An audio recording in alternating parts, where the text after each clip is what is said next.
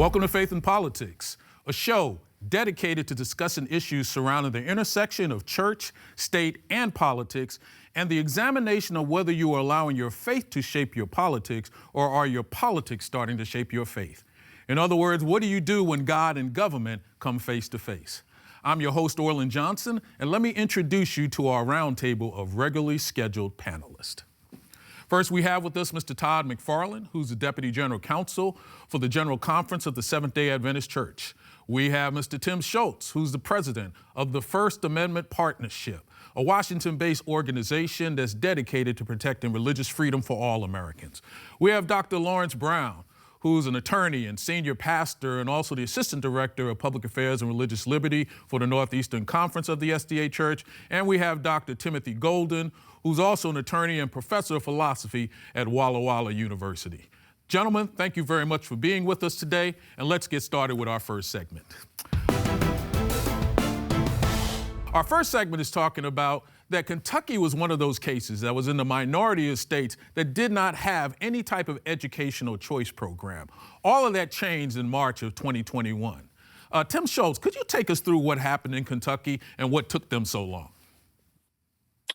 Well, it's just my experience is that these things are really hard to pass because they tend to be opposed by public sector teachers unions, and they're very effective at stymieing legislation. They are one of low-key the most effective political action groups in the country, and teachers are popular. And so when the public school teachers say this is a bad idea, it's going to gut the public school system, voters and lawmakers tend to, even in conservative states, tend to really take that seriously until ultimately they don't. So I think that's the political story behind this. And then I think we can have a whole debate about whether this is good policy and then its intersection with church-state law. But I think that's the political dimensions of this. So we've got these choice programs that are taking place, and we're trying to figure out how exactly do we watch a state put it in place so it doesn't violate the separation of church and state. But I've just got to ask you, Todd, how do we end up getting to a situation where these school programs that seem to kind of go back and forth on one side of the spectrum, on the other side of the spectrum, are these programs really necessary? And if you're not allowing them for parochial schools, is that really a violation of the separation of church and state? So I don't think that you have to have one of these programs to be compliant with the Establishment Clause or the Free Exercise Clause, right? States do not have to provide these as a matter of constitutional necessity. I do think that if put in the correct form, that they comply with the Constitution, they don't violate the Establishment Clause, and the court has held that in a number of cases. I think the reason they're there is for a number of reasons. First of all, dissatisfaction with public schools. Public schools quality varies greatly, and there's a lot of parents out there who just aren't comfortable with their public schools and want to send them to a private school, and for just quality of education purposes. Also, parents do have a constitutional right to send their kids to a private school, right? But of course, the constitutional right doesn't necessarily come with the funding for it. So for lower income individuals, it can also be persuasive to say, listen, we should help those individuals be able to make the same protected constitutional choice that higher income parents have to have. And also, I think the last thing, we're not talking about this in particular, is, you know, public schools over the years have become more and more secular, and in some situations, even hostile to religious ideals and beliefs. And so I think there's a certain set of parents who don't want their children exposed to those secular views, and that also puts some pressure on having choice programs like this. But Tim Golden, I got to ask you, one thing that was interesting about this particular case is that it was primarily funded by private donors that were getting tax credits in order to allow this to take place. And I get the idea that you want your children to go to the best schools possible, but when you start getting involved in these type of activities where it becomes almost like the law that you have the right to do both, doesn't it start to get a little tricky? Well, I think it does. For me, this is less of a legal issue and more of a moral question for me. I think the Supreme Court settled this from a legal standpoint 21 years ago in Zellman versus Simmons-Harris, the case in which it upheld the school choice program in Cleveland, Ohio. So I think from a legal standpoint, school choice programs at the state level are here to stay. My question is, particularly as a member of the African American church broadly, is that I'm trying to figure out why a religious organization with a prophetic mission to speak truth to power would want to accept money from government in order to run an educational system that's an integral part of its religious mission. I don't know how a church could maintain its prophetic integrity on one hand while it is receiving money from the entity that it's supposed to be giving a critique of on the other. So legally speaking, these programs don't really concern me that much anymore after Zellman versus Simmons Harris. But from a moral standpoint, I'm always troubled as to why churches and religious entities with education programs would even want to participate in these programs in the first place, unless, of course, you don't really take your prophetic mission serious. Well, I have to jump in and ask Tim this question, though. Tim, do you think that Christian colleges, including those run by the Seventh-day Adventist Church, should allow their students to access the federal Pell Grant system or the federal student loan program? And if so, are they losing their prophetic voice? No, I think we're talking about two different animals here, Tim. I think because in the context of elementary and high school students, you're talking about the aim of religious indoctrination, which is not necessarily the case at the level of higher education. For example, there are plenty of people who go to the University of Notre Dame or Notre Dame University who are not Catholic. I teach at a Seventh-day Adventist university. There are a sizable number of our students who go to school here that are not Seventh-day Adventists. But that's certainly true at the elementary school level too. That may be the case, but you're talking about school-age children from essentially the ages of 5 or 6 through 18, and the mission of religious education often at those ages is to indoctrinate impressionable minds. That is a much more direct impact on students than the kinds of things that you get in higher education, particularly at larger universities that are much less inclined to indoctrinate their students with. So I don't necessarily disagree with this distinction. I just think that it doesn't really save your argument about losing your prophetic voice. I don't. Well, Let me ask you, Tim, how do you maintain your prophetic voice if you're supposed to be critical of a government that's giving you money to advance your religious mission? How do you do that? Well, I think that the whole point is that the government can no longer pull that purse string away when you say disfavored things, which I think the First Amendment protects. So I support the rights of schools to continue to be critical. Government can't yank your funding if you're critical of them. That's what good First Amendment law says. So I think the First Amendment is the thing that you protect your right to receive that money on equal grounds with other secular nonprofit schools while maintaining your integrity and your voice. So I think that's why we need the First Amendment to protect your right to say those things. Well, Dr. Brown, let me ask you this. You're in New York where we see a lot of intertwining of this activities all the time. How do you view this as being a problem or not a problem? It sounds like he who has the money should be in charge, and if you're taking that money, you got an issue. Well, I want to say this, and I hope it's not off topic, but this subject always fascinates me, and I'll tell you why. My parents were far from being rich, far, far, far from being rich. In fact, on paper, they never should have been able to put us in church school, but it was important for them. And they did it, and they made all kind of sacrifices to make it happen. And so when I hear this discussion, it always fascinates me because if the issue is, if we don't get this funding, we can't do it. I'm Exhibit A, my sister is Exhibit B, and my brother is Exhibit C, that I just don't hold to that. On paper, there was no way they should have been able to give us a Christian education. And yet all of us graduated from Christian school. In fact, when we graduated, the school owed us money. Now, I don't understand that, but I understand that when something's important to you and you make it a priority, that God blesses that decision and somehow works it out for you. But to answer your question, though, the fact is, I think if you're not careful, you can get in some murky water here. My dad, he's dead now, but he had very strong feelings about this. He did not believe that church schools should be taking money from different entities because he thought it muddied the water and made it harder for you to do what you were actually set up to do. So, well, I'm I gonna have to wanted to give you the last word, Todd, on this one. Go ahead. Yeah, I was just going to say, I'm not sure that the distinction Dr. Golden made between high school and higher education really holds for Seventh-day Adventist institutions. I mean, as of yesterday, I rotated off the Southern Board, and I can assure you that that institution, its board, its leadership, did not see a distinction between what our schools are doing at secondary level and what we were trying to do in higher education. It's a different context, but we were just as committed to inculcating Adventist beliefs.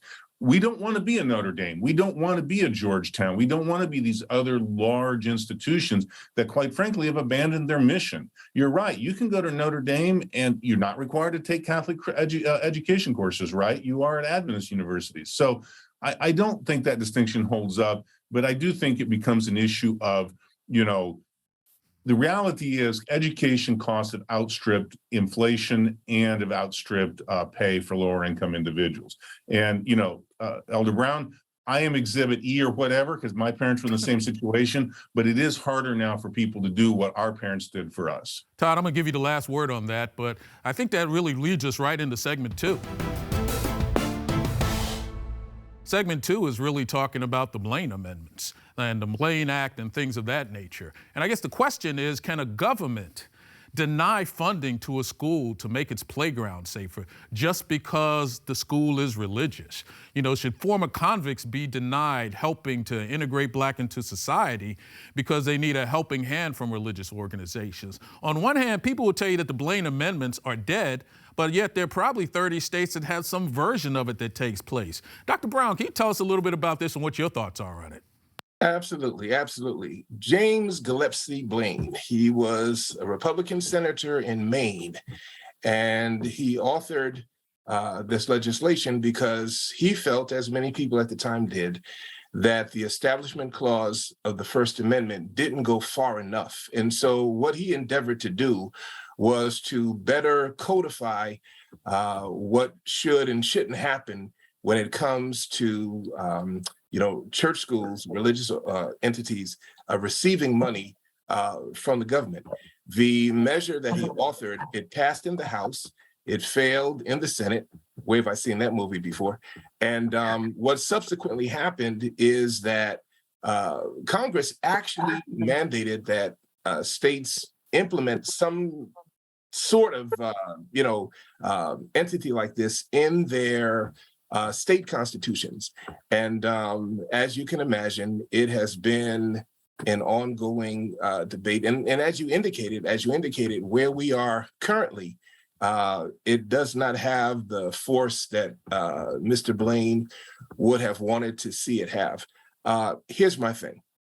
When you have a situation such as a safer place, a safer playground for your children, or seeing a convict get a better shot at life, you're not doing those things and holding over that person's head. Now, we're going to do this for you, but we're only going to do it if you show up at prayer meeting, and we're only going to do it, if you agree to get baptized. That's not the dynamic. So it's a little problematic to say that something that's going to benefit everybody in that way, where there's no direct tie-in to, indoctrination or evangelism, is a little problematic to say that somebody shouldn't be the beneficiary of something like that under the theory put forward by the Blaine Amendment. So, Tim Schultz, I got to ask you, is the Blaine Amendments concept dead, or is it still really alive? It just didn't get through on the federal level, but still seems to be skipping around a lot of local jurisdictions. I honestly think that it's on life support, and I think that's good. It's good riddance, because I think that Blaine Amendments were motivated by a hatred of immigrants, most of whom at the time, the disfavored immigrants, were from Southern and Eastern Europe, and they were Catholic. And so this was bound up with anti-immigration sentiment and know-nothingism. And I think that we ought to say, whatever the church-state issues that these things might raise, using a discredited, historically bigoted Blaine Amendment to get your policy that you want is something that Americans should reject. And I think that James Blaine was one of the worst influential Americans in American history. And I think his legacy should actually be on the ash heap of history. So And Tim? Todd, I got to ask you this, though. The Blaine Amendments should be on the ash heap in some people's viewpoint, but there are a lot of views regarding separation of church and state and the concept of how we are looking at things that has some tweaks of it. What are your thoughts on that? Yeah, I think I'm in the same camp as Tim. It is interesting to me and amusing to me how those on the progressive left and the liberal side, which have been the first to call out individuals and cancel culture and, oh, this law or this individual, we've got to rename buildings because they held views that are antithetical to us. But on things like Blaine Amendments, which are completely undefensible given what the history of them were as far as why they were put in place and what Tim talked about, well, we're willing to overlook that because they're in favor of the Establishment Clause separation. Like, well, they now serve a proper purpose, even though they had a racist background.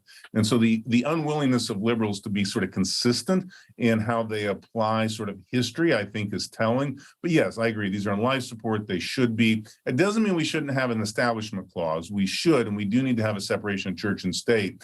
But the idea that this kind of separation are required by state constitution is just unsupported. Tim Golden, what's your thoughts on that?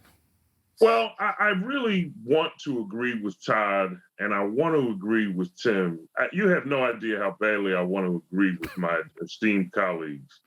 But here's what troubles me.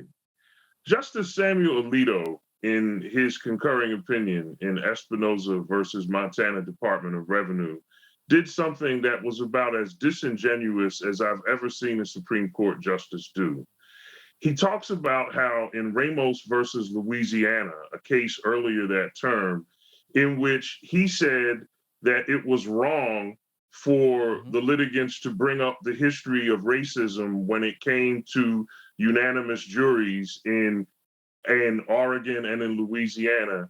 But he says, since I lost in that case, I didn't get my way. So now what I'm going to do is I'm going to turn around and do the very thing I told them not to do, which is talk about the bigotry of Blaine and the bigotry behind Blaine Amendments. And this history is problematic because it affects an issue that I like. So for me, Justice Alito selectively engages history when it's to his benefit. And he just didn't want to talk about a bigoted history of racism when it came to Ramos versus Louisiana, but was more than happy to talk about religious bigotry in the context of Blaine, because it was about an issue that he wanted to see decided a certain way. So I tend to agree with Tim and Todd, but I think we have to be a little bit more intellectually honest. And sadly, Justice Alito, I think, has failed that test. I just Golden, think that, I'm going to let Tim Schultz get the last word on that. So, Tim, 10 seconds to I just think that James Blaine and Sam Alito can both be wrong at the same time. I don't disagree, Tim. I think they can. I tend to agree with you and Todd, but we should strive for consistency. Gentlemen, let's go on to our next segment. Our next segment is talking about a very interesting case that came out. It's a case that's entitled the 303 Creative versus Elenis. And this is a case that I found somewhat interesting because it's starting to get back into that whole concept of what can you do, who can you do it with, and what are the thought process that take us along those lines. Dr. Golden, could you take us a little bit about what this case is all about and what exactly it's starting to set up for us here? Sure. Well, there's an artist named Lorie Smith who runs a design studio called 303 Creative, and she specializes in graphic and website design. She works with a variety of groups. She started this small business in 2012, and she started it apparently with the express purpose of promoting beliefs about certain things that she likes to see, and those beliefs include supporting children with disabilities, the beauty of marriage, overseas missions, animal shelters, veterans, and so forth. And apparently now she's been pushed under a Colorado law to adopt messages and to proclaim messages that she finds objectionable. And the U.S. Court of Appeals for the 10th Circuit has recently ruled against her. And there was a stinging dissent from a judge on the 10th Circuit. And now it seems that the Supreme Court is going to be hearing the case because in February of this year, the Supreme Court granted certiorari. When I think about this case, Orlin, I think about the fact that this is in some sense related to the greatest cert petition that was never granted. some years ago, there was a case out of New Mexico dealing with a photography studio, and the owner of Elaine Photography, if I'm not mistaken, made a free speech claim in the Supreme Court, and the court didn't hear that case. But what's fascinating about this is, in that same vein, this is not a case about freedom of religion. This is a case about freedom of speech. And I think, given the current composition of the court is likely to rule in favor of Lorie Smith and against the state of Colorado. And I think that's probably the right decision in this case. Tim Schultz, do you agree with that? Yeah, I agree with what he said. And this is the same law on a similar set of facts that was at issue in the famous Masterpiece Cakeshop case. And the Supreme Court did not decide that case on free speech grounds. They declined to say that baking a cake or a custom designed cake qualified as First Amendment protected speech. I think when you're talking about websites, it's a little clearer that that is the kind of communication that's at the core of the First Amendment. So I think that somewhere between things like cakes, cake design, and things like websites that involve communication and speech are things that really lie at the core of the First Amendment. I think the court didn't want to go there on cakes. And I think, as Dr. Golden says, they are likely to go there when it comes to custom designed websites. So, Todd, you think they're going to go there on custom design for websites? It sounds like the court likes to stay away from that free speech concept. You think they're going to really engulf it this time around?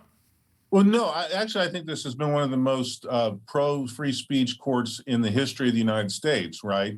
No, I absolutely think they're going to do that. I agree with Tim. The greatest case that was never taken, Elaine Photography, they should have taken that case back then, and hopefully they'll remedy that now.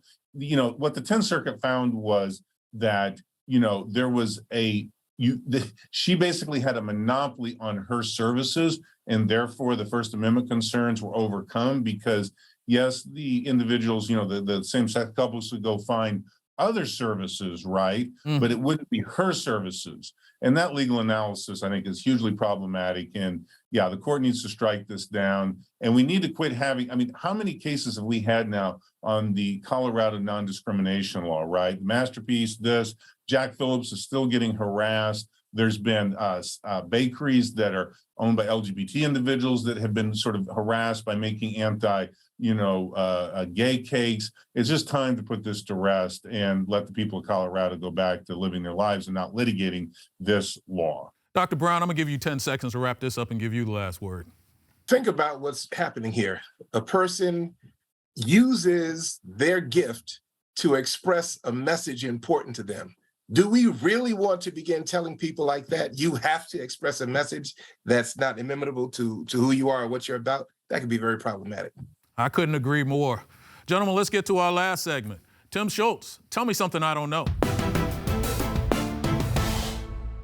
You don't know that this 303 creative case is going to also, just like the Dobbs decision, where the court overturned Roe versus Wade, is going to lead to a huge national outcry, even though I think it will be the right decision when the court overturns the 10th Circuit decision.